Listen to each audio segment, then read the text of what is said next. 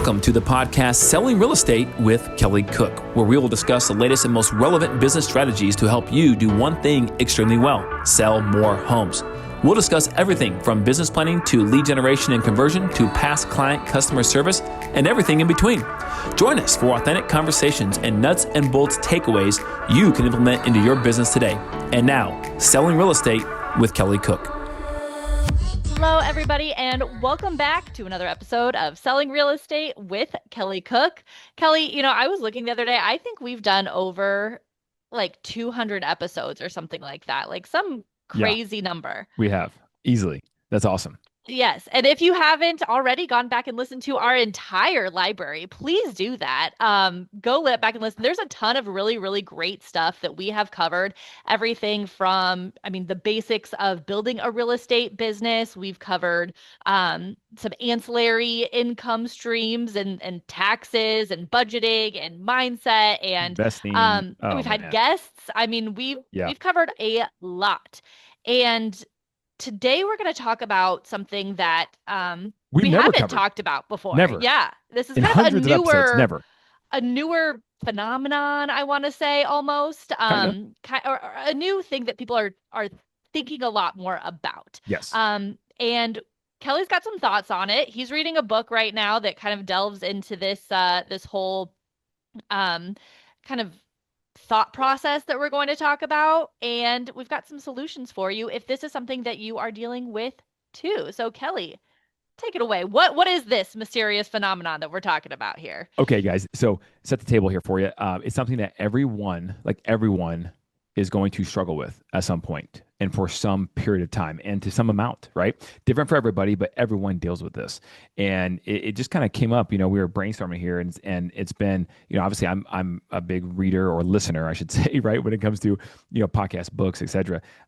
And this is something that got brought up at the same time. This got brought to my attention while we are also in a challenging real estate market, right? Where, let's be honest, guys, it's not easy right now.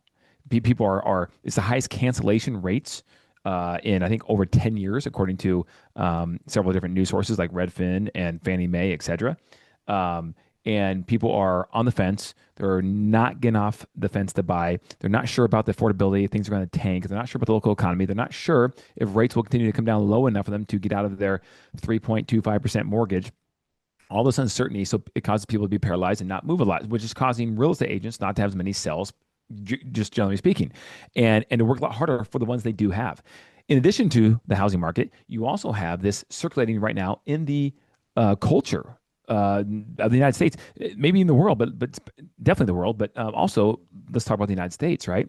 This is happening right now too. So what is this thing we are talking about? Well, it doesn't necessarily have a defined name. It has a couple of different things about it. You can talk, you can talk, say this is mindset. You can say this is thought processes. You can say this is your background, how you were raised. You can say this is mental health to an extent. But guys, stay with me. Don't check out on this because this is very important. And I think I have a solution for this that is quantitative to an extent, at least, right, of what you can do. And so before I give you the book I'm reading now, I want to set the table with, I think, what I just did. And I want to talk about always chasing the best version of yourself.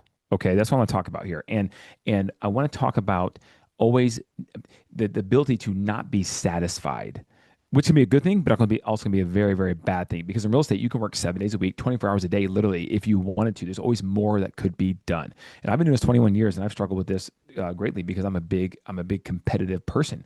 And in real estate, there's scoreboards everywhere. People that you are almost, your identity almost exists in how many homes you sell every single year. What's your volume? How do you compare to the guy down the street and the guy across town and everything else, right? You walk across the stage. You're on mute, Elizabeth, I think. Okay, I was just saying real estate specifically as an industry is a very loud industry, right? Yes. Like I think so this phenomenon that we're talking about can hit everybody across, just as a human, right? But I do think that there is kind of a unique thing in real estate where it's maybe a little bit amplified too. Oh, 100% it is. I think more so than most industries. Do plumbing companies walk around and like how- where do I rank with all the plumbing companies? I mean, maybe they do in their own little internal thing, but like the public doesn't necessarily care about that. As long as you have 5-star reviews and you do a good job, right?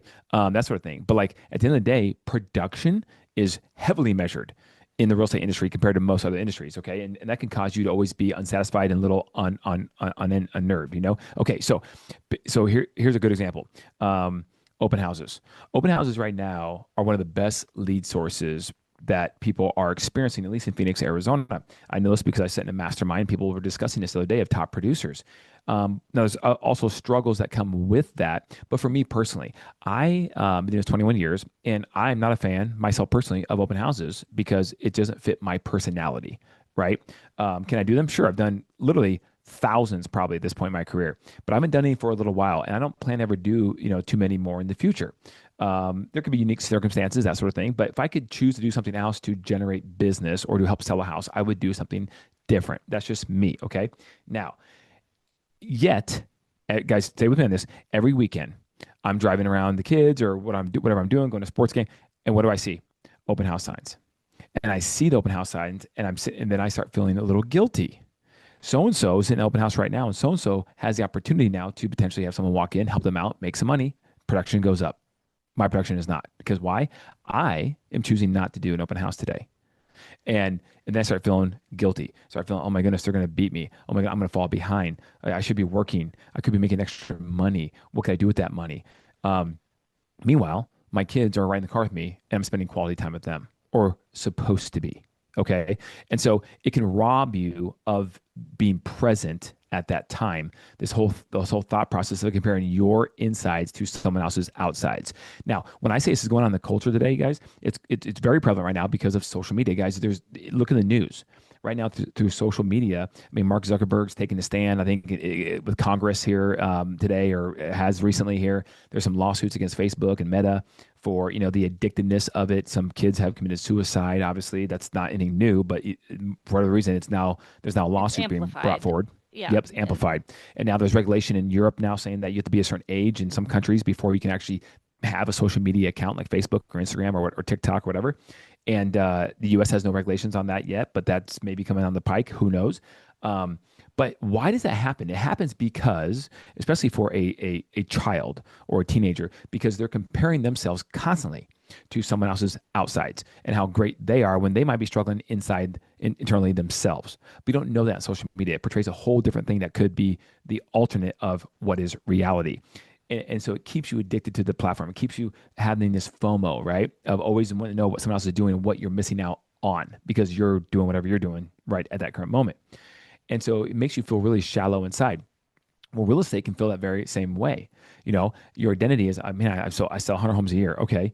Oh crap. It's halfway through the year and I've only had 22 sales. How am I going to keep this up? What do I got to do? And then then it's just constant unnerving, on edge, that can drive someone crazy, literally, and really damage your mental health and your relationships with your loved ones and people around you, and so on and so forth. So at this point in my career, I'm not willing. I've gotten a lot better at this, but now, it's funny what age kind of does to you, but I'm very hypersensitive and aware now to know that I only have so many years left with my kids.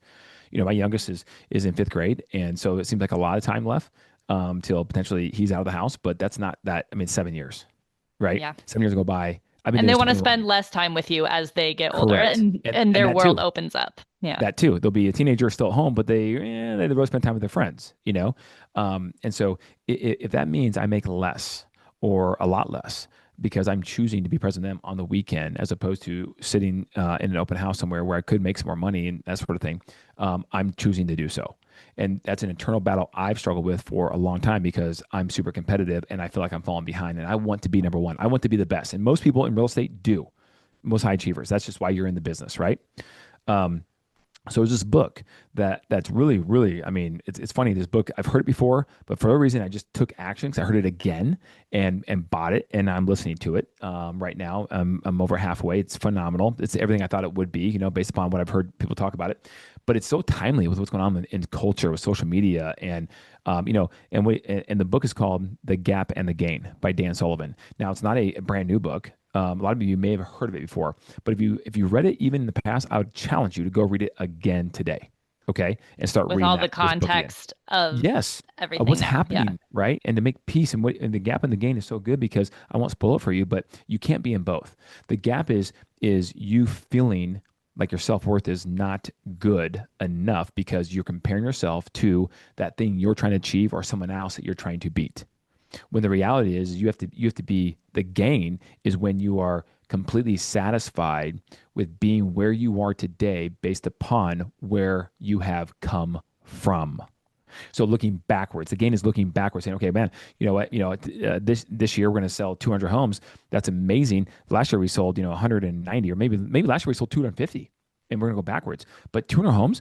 Do you realize 10 years ago you were selling 20, or whatever. 8 years ago you were selling 23, whatever, and now you're at 200. You're like, look at the gain that you've made. And yes, is there someone else selling 2,000? There is, but you may not ever be number one. And by the way, what is that even going to get you?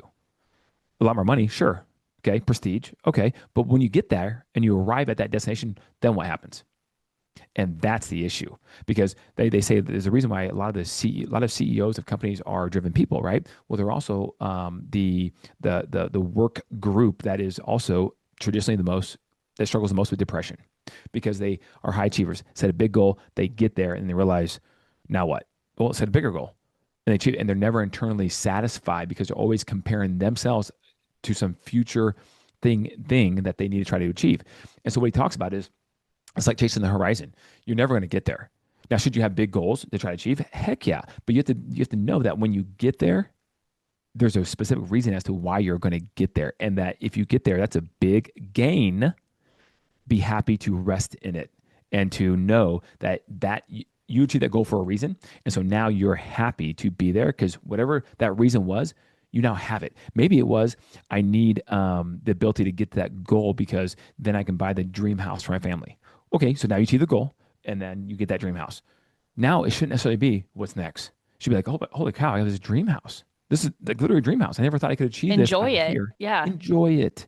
Enjoy it. Hmm. And your path isn't necessarily Elon Musk path. Your path is not Jeff Bezos path. Now maybe it is. Maybe you're gonna be the next inventor and you're gonna be a billionaire and all great. But that just because they are doesn't mean you have to be. And as long as your biggest legacy I heard a long time ago are either someone goes, hey Kelly, when I was younger, you gonna have kids? I go, yeah, I think so. I'd love to have kids. He goes, yeah, kids are phenomenal. I can't imagine someone who wouldn't want. Now that's not knocking somebody who doesn't want kids, but he goes, if you want legacies, there's only two ways to get it. You either invent something or you have kids. And most people will never invent anything, right? That's just how it is. But you can have, and that the mark you leave on them for legacy in the future is everything, and talks about who you were as a person because of what people see through you in them. So I just really this book is really good, and I think with what's going on in culture today, what's going on in the real estate industry, we had an agent yesterday just talking about the same thing. You know what? I am going to follow my passion now at this point. It's not. It's always been sell these a certain amount of houses, and I'm known as a top producer. And this is a tough market. I'm way behind. But you know what? Instead of going into depression and anxiety about it and trying to get caught up, if I get caught up, great. But I'm not going to worry about it more because I'm going to go spend the time I would be trying to struggle to get more deals now doing this other thing that's not going to potentially pay me anything, but I'm passionate about it. It fills my soul because I've come a long ways in my career, and I'm talking about her career, right? She's been doing it for years and years and years. So, anyways, I hope this is a word of encouragement to everybody. We don't do a lot of mindset stuff because sometimes I think it's kind of hokey pokey to an extent. Hmm. This is not, and I think because I've struggled with it just internally, like man, I wish there was no scoreboard sometime because then I could just chill out. Yeah. And If you're not looking at everybody, if you're only looking at yeah, yourself, you only have yourself to compare you that's it. to. So, That's it. and you have like in most circumstances, you have come a long way, but when you're looking at everybody else, it doesn't feel like enough. Yeah, So, like let's say for example, 50 homes. I'm just it doesn't matter what the numbers are. 50 homes, achieves all your financial goals you need to do. Right, you need to take care of your family. You can maybe set some money aside for retirement, set some more aside for maybe giving or real estate investing, whatever, and that does it. And on paper that would do it, but the scoreboard to be a quote unquote top 1% or to be whatever in whatever scoreboard you want to be in, you got to sell 100 homes. Well, what if? Why? Oh yeah, you can make more money. And, okay, but what if there wasn't a scoreboard? Would you be happy with the 50? Well, heck yeah. Well, then act as if there isn't, because that's where the internal peace and happiness will come from in terms of your Sometimes career. blinders are important and Yes, yeah, good to have. and that's hard for me to say because Hmm. I'm the opposite, man. I just want to go. So, and I still do. And by the way, he talks about in the book, you're going to fall back into the gap. I don't care how much you sit in the gain, you're going to fall back in the gap. There'll be times, but like understand where you are. Okay. Little things like, he's talking about like if you, let's say this is a bad example. You have a sugar, you love sugar, right? And he goes, as soon as you feel that sugar craving to have that, extra thing of sugar, the candy bar, whatever, he goes, just do 10 push-ups, whatever, just get in a different mind, do something different instead of that thing. Redirection. Yep. And now you'll get back in the game Hmm. as opposed to falling in the gap and staying there. Right. Hmm. And then you get all mopey dopey about, oh, woe's me and feeling sorry and all this stuff. Right. So, Hmm. anyways, great book. Highly recommend it. Dan Sullivan, The Gap and the Gain. The Gap and the Gain. And if you have any questions about that book or any other of Kelly's book recommendations, because he's always bringing us great stuff that he's learning in those, or you want to talk about anything else, Kelly, where can they reach you? Yeah. At Instagram at Kelly Cook Holmes. Hit me up. All right, everybody. We will see you all next time. Bye, Kelly. See you, Elizabeth.